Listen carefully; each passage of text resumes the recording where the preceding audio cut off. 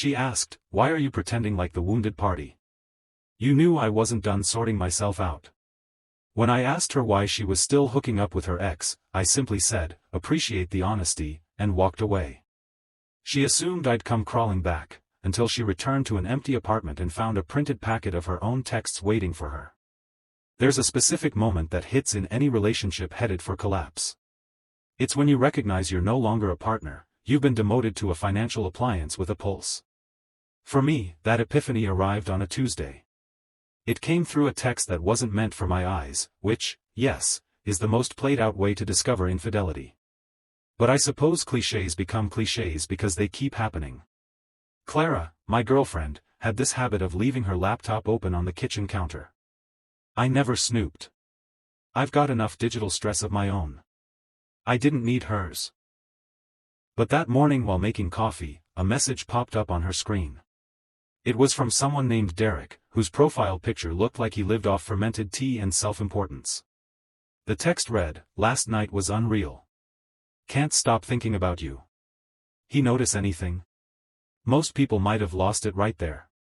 But after 2 years with Clara, I had learned her world ran on different logic. She lived in a dreamland where horoscopes had more weight than facts, and emotions carried more authority than anything resembling reality. The warning signs had always been flashing. Not red flags, neon billboards.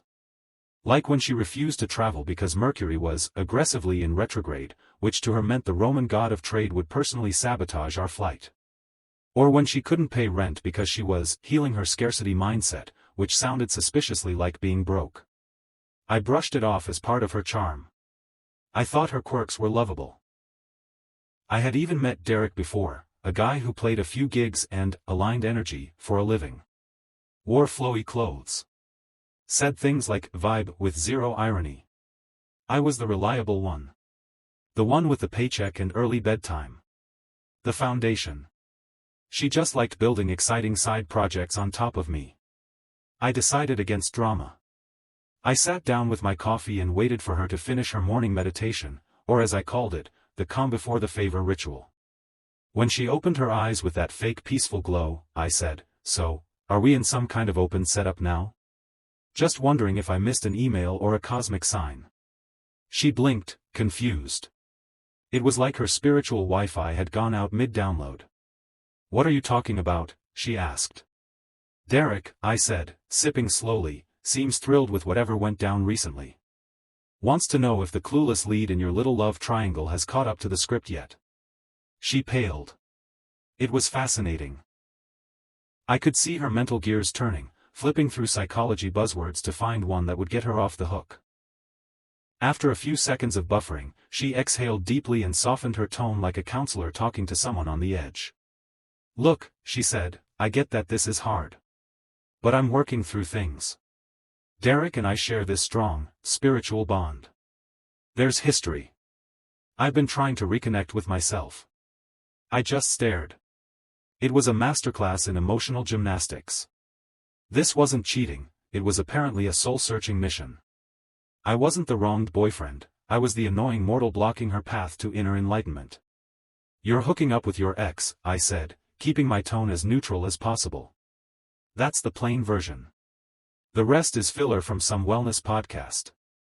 Then came the golden line, something that belongs on a monument to manipulation. Right next to, "I'm sorry you feel that way." She tilted her head, disappointment written all over her face, and asked, "Why are you playing the victim? You knew I wasn't done figuring things out." I said nothing for a while. Just let the words hang there, marveling at the sheer nerve. Sure, I was angry. But that wasn't the dominant feeling. What I felt most was relief. Sweet, final, undeniable clarity. This was my confirmation. My reality check. I wasn't in love, I was dating a delusional fantasy. I stood. "You know what? Thanks," I said. She looked puzzled, thrown off script. "For what?" she asked. "For clearing things up," I replied. "Honestly, that's a rare gift." Then I walked out. No slamming. Just a quiet close of the door, one she was too self-absorbed to understand. I heard her call my name, her voice tinged with irritation, not worry. I didn't stop.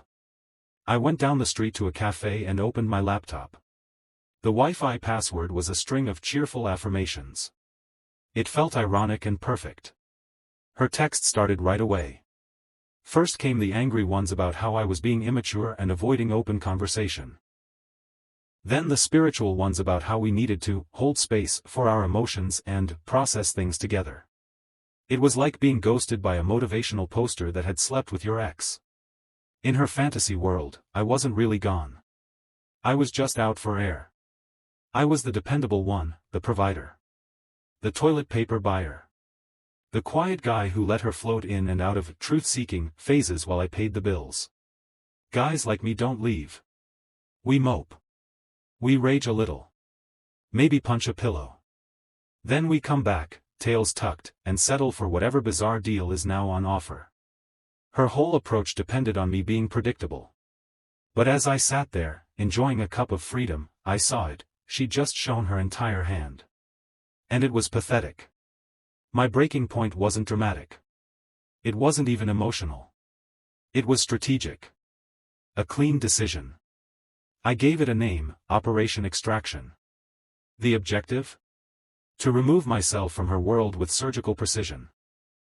So quietly, so efficiently, that by the time she noticed, there'd be nothing left. It wasn't about drama. It was about silence. This was about showing that the dependable, steady guy could also vanish with surgical precision. The heart of the plan?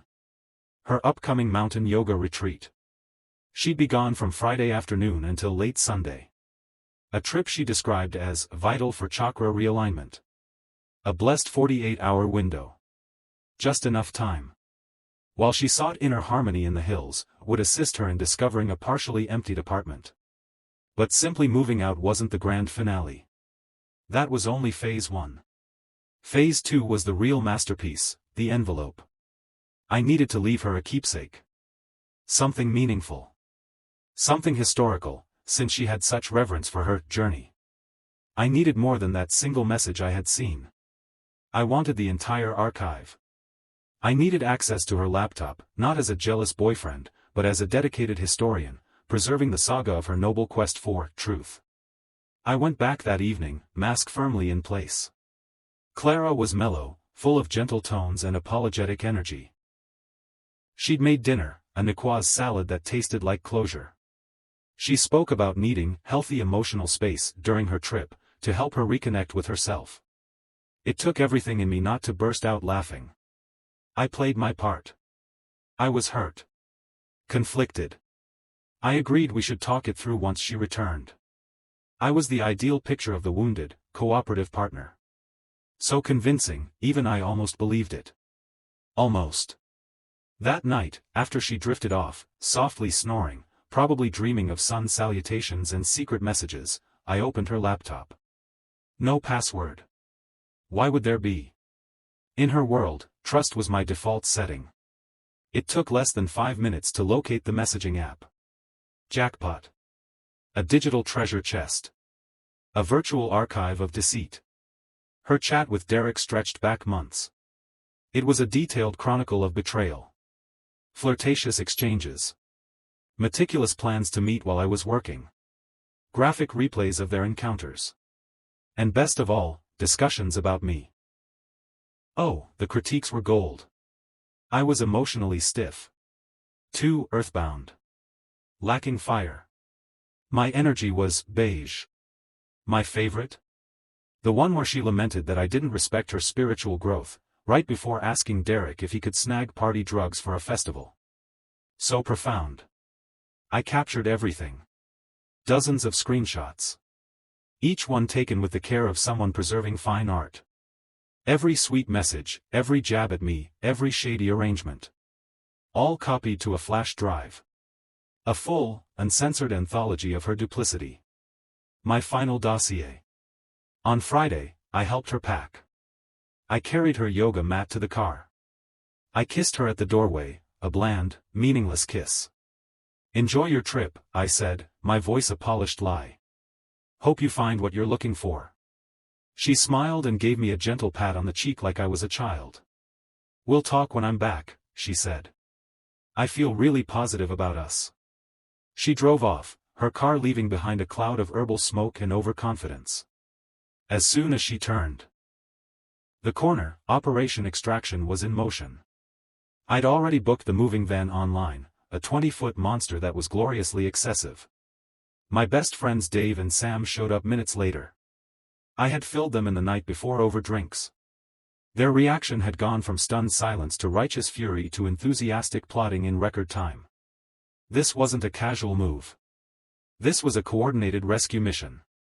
Let's free the hostage, Dave said, cracking his knuckles as he surveyed the apartment. You're the hostage, by the way. The plan was clear. My belongings go. Hers stay. No mess, no spite. It wasn't revenge. It was a reset. We moved with professional speed. Untangling 2 years of shared space was no small feat. The kitchen was full of co-owned gadgets. What's this spiral veggie thing? Sam asked, holding it up.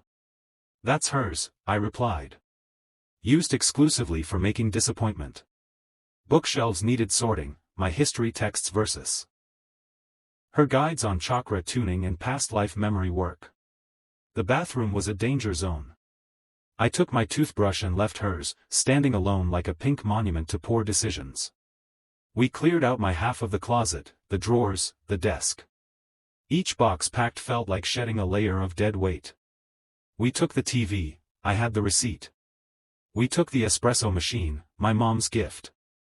We left her yoga props, her meditation gear, and an unfinished canvas of what she once described as the color of sound. By Saturday night, it was complete. My presence had been wiped. My clothes, my books, my electronics, even my allegedly beige aura, gone. The living room looked hollow. The couch seemed lost. The walls looked stripped of purpose. The place had given up. Now came the real finale, Phase 2. I went to a 24-hour print shop, flash drive in hand, and printed every screenshot on glossy photo paper. Clarity was key. Detail mattered. I stacked around 30 sharp, polished pages inside a clean manila envelope. On the front, I wrote in bold black ink. Clara's soul-searching project, field notes. I returned to the apartment one last time. Stepped inside and placed the envelope squarely in the center of the coffee table. Nothing else on it. A single, silent statement. The period at the end of the sentence. We did one last sweep and locked up. I drove the truck to my new place, a modest, soulless apartment I'd rented earlier that day. It smelled a little weird, but it was mine. I ordered 3 pizzas for me and the guys. And for the first time in ages, I felt actual peace. I shut off my phone. Spent Sunday in total silence. I unpacked the basics. Set up the coffee machine like it was a sacred ritual. I didn't think about her once. The explosion arrived Sunday night, right on cue. I turned my phone back on around 10 p.m., and the notification flood nearly fried it. 17 missed calls from Clara. 8 from mutual contacts. And then came the texts. Oh, the texts. It unfolded like a work of psychological theater. A real-time break. Stage by stage. The opening act. Confusion. 9:15 p.m., just got back. Weird question, where's all your stuff? Were we robbed? Call me. Then silence. A 10-minute pause while she discovered the envelope. At 9:25, Act 2 began, full-blown fury. What is wrong with you? You're insane. This is cruel. I hate you. 3 minutes later came the pivot, blame. You violated my privacy. That's the real issue here. You snooped through my personal messages. That one always cracks me up. Nothing like a cheater doubling as a law professor under pressure. By 10:30, the mood had shifted. Silence had done its work. The next message was an emotional rewrite of recent history. You know, I was just going through a rough patch. It didn't mean anything. I was always going to choose you. Then came the guilt trip. You were supposed to fight for me. You don't walk away from someone you love. Finally, around midnight, the collapse. Desperation, hollow and predictable. I'm sorry. I ruined everything. The place feels cold. Empty. Please answer. I miss you. I love you. I scrolled through each message with a dry, knowing smile. Nothing surprising. She wasn't remorseful for what she did, just devastated that I found out, and devastated that her comfortable fallback had removed himself from the equation. She kept calling. For the next 2 days, I ignored everyone. Let them roll straight to voicemail. The recordings? A chaotic blend of crying, blame-shifting, begging, and denial. By day 3, I decided she'd had sufficient time to reflect on her spiritual case study. It was time for my final conclusion. The last text from her simply read, "Please. I'll do anything." I carefully typed out my response. I wanted it to land clearly, without drama, without room for misinterpretation. "Clara," I wrote, "I'm glad my exit helped accelerate your self-discovery. Based on the evidence, it's obvious my involvement was the main variable disrupting your clarity. You're welcome. Also, might want to update your Netflix password. Please remove my number." And with that, I hit send. Then I blocked her number. I blocked her across every platform. I blocked Derek too, just to eliminate the potential for digital clutter. I leaned back on my cheap new couch in my echo-heavy apartment. Made a cup of coffee with the same espresso machine I'd taken with me. The quiet didn't feel hollow. It felt pure. The mission was complete.